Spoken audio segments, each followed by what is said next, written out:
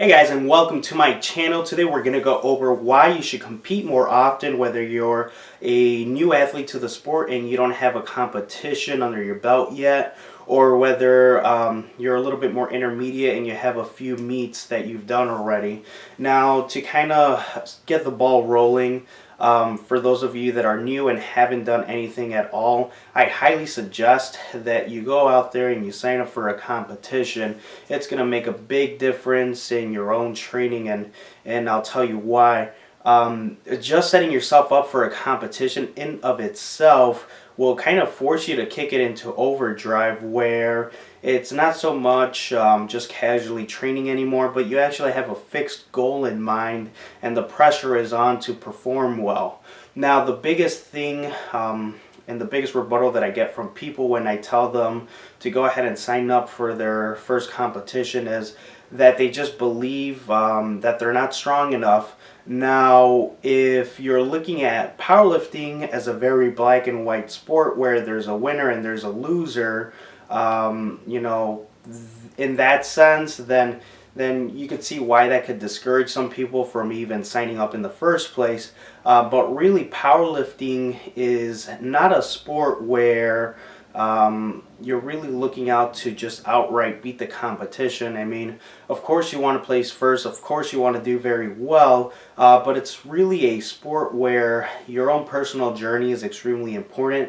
It's a sport where those personal records will amount to more over the long term versus comparing yourself to others. And really, if you look at the most successful people, regardless of powerlifting or any sport, the people who have been successful are those who follow their own path, pay attention to their own selves, and aim to be stronger than they were the day before.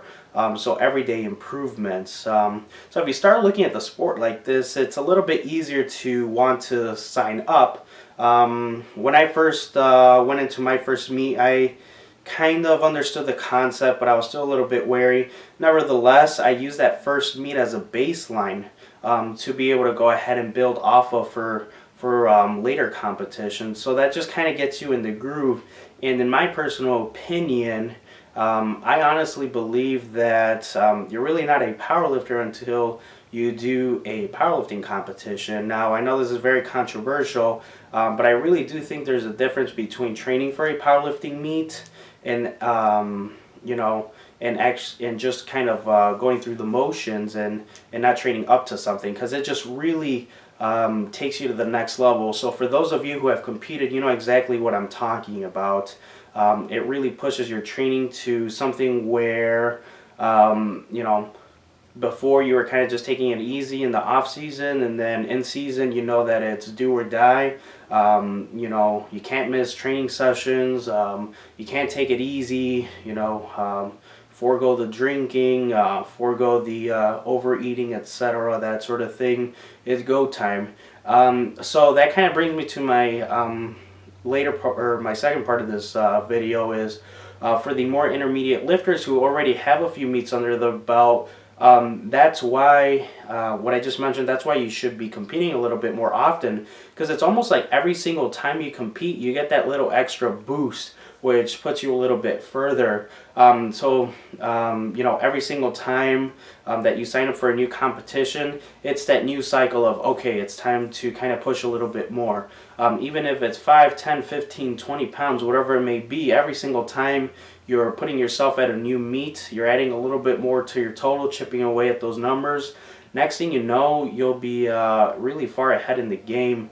Another reason why you should compete a little bit more often as an intermediate lifter is because meet days will differ from day to day. So you might show up to one meet and do extremely well, and the next one you'll kind of do mediocre or even just bad overall. I mean, there's a lot of room to be put on your total just based off of your attempt selection. This is a very technical sport where it's not just so much showing up and being strong. You actually have to be very smart with your attempt selection, because if you're making stupid attempts, you could very well get a really bad total versus someone who might actually be weaker than you, and they might be making smarter attempts and they get the big total.